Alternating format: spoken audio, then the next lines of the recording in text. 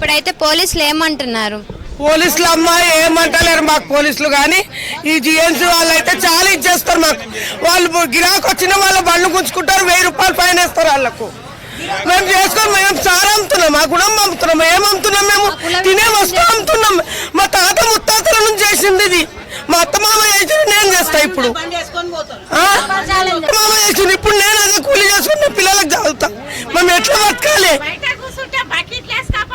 సౌదా గుచ్చుకోపోతారు మాది.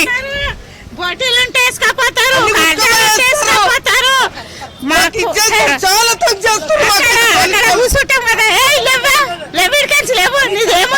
తంతారు, తన్ని అన్ని సౌదాలు వేసుకొని పోతారమ్మా, బకెట్లు వేసుకుంటారు. మమ్మల్ని ఫైన్ వేస్తారు 1000 రూపాయలు.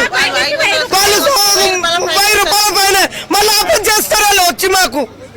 ఇప్పుడైతే ఎన్ని రోజులు తొలగిస్తామని చెప్పని అంటున్నారు? ఒకటే రోజు అన్నారు మాకు. 8 రోజులు అవుతుంది. ఒక్క రోజు 8 రోజులు మేము ఏం తినాలి, ఏం బతకాలి? మా పిల్లలు ఏం తింటారు? ఉపవాసం పడాలా? ఈ వాళ్ళు వస్తారు కదమ్మా బండ్లు వేసుకపోయేటోళ్ళు, మమ్మల్ని కొంత ఎక్కలేపోయినా మమ్మల్ని మేము బయట కూర్చుంటాం. 2-3 జాగా లేదు, బయట కూర్చుంటే నువ్వు బయట ఎందుకు కూర్చున్నావే, నడు లోపటేసుకో లేకుంటే వేసుకపోతా సామాన్ అంతా తీయ అని తంతారు. సౌదాలు కొనేటోళ్ళు వస్తే వాళ్ళకి 1000 రూపాయలు చాలా అనేస్తారు, బోటి తీసుకుంటారు. నాకు చాలా పడ్డదమ్మా అని మా మీద వేసిపోతారు. బోటికి 1000 రూపాయలు ఛాలెంజ్ ఏంది? ఇంత అన్యాయమా మేడం? మరీ ఘోరంగా ఉంది. అయితే ఒక్కరోజు మాకైతే మేమైతే ఉపవాసం అనుకుంటున్నాం మేడం. దొడ్డు బియ్యం అంటే ఎలాగో తింటాం మేడం, కానీ ఇంటికి రాయాలి ఎక్కడికించి కట్టాలి మేడం? ఏదో మాకు రేషన్ కార్డు పై నుంచి బియ్యం వస్తున్నాయి, అది తింటాం. ఇంటికి రాయి ఎలా కట్టాలి? ఇల్లు గల్లోడు ఊకుంటాడా? కిరాయి ఇవ్వకుంటూ ఊకుంటాడా? తీసి ఒక నెల ఆగమంటే ఆగుతాడా? తీసి బాసాలు బయట వేస్తారు. మేము ఎలా ఉండాలి, ఎలా చేయాలి మేడం? ప్రతి వస్తువు స్థిరమైందా కాలేదా మేడం? అదన్నా తెలివిలేదా మేడం గవర్నమెంట్ కి?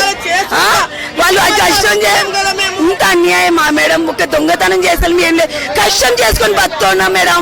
కష్టానికి పైన కాదే చేస్తే అది న్యాయమా మేడం? వాళ్ళకు భయమే కాదమ్మా, మీ బాధ చూస్తుంటే నాకు కూడా ఏడుపు వస్తుంది. కానీ అసలు ఏ రీజన్ చెప్పి మీరు గత 3 రోజుల నుంచి ఎండలో కూర్చొని దీక్ష చేస్తున్నారు?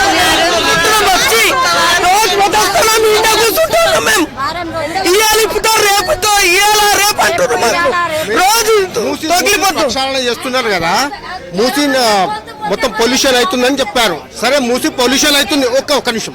మూసి పొల్యూషన్ అవుతుంది, మా మండి నుంచే పొల్యూషన్ అవుతుంది. ఇది మీరు హైకోర్టులో వేసుకోండి, సుప్రీంకోర్టులో వేసుకోండి, జిహెచ్ఎంసీకి చెప్పుకోండి.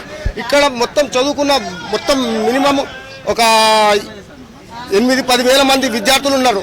కాలేజీకి వెళ్తారు, కొంచెం చిన్న జాబ్ చేసుకుంటారు, రోజు 200-300 సంపాదించుకొని వాళ్ళ జాబ్లో వాళ్ళు చేస్తారు. అంతా ఎడ్యుకేషన్, అంతా చదువుకున్న పిల్లలే ఉన్నారు. 20 ఇయర్స్, 21, 22 ఇయర్స్. వాళ్ళకు కూడా ఎటువంటి ఆధారం లేకుండా పోయింది. ఎందుకంటే మూసి మేము నాశనం చేస్తున్నామో, మూసికి మా మండి దిక్కు నుంచే నాశనం అవుతుందో, ఇది గవర్నమెంట్కి మీరు తెలియజేయాలి. ప్రెస్ పరంగా మీ బాధ్యత. మూసి లేదా మూసిలో ఒక్క నిమిషం ఆగండి. మూసిని మేమే నాశనం చేస్తున్నాం అనుకోండి, వారం రోజుల నుంచి ఎవరికి లేదు, 200, 300, 500 సంపాదిస్తున్నాం. అరే ఒక్క నిమిషం ఆగండి. మూసికి మేము అన్యాయం చేస్తున్నాం అనుకోండి, సరే మీ ప్రెస్ ద్వారా మీరు సీఎం గారికి తెలియజేస్తారా, ఎంసీహెచ్కి తెలియజేస్తారా? చేయండి.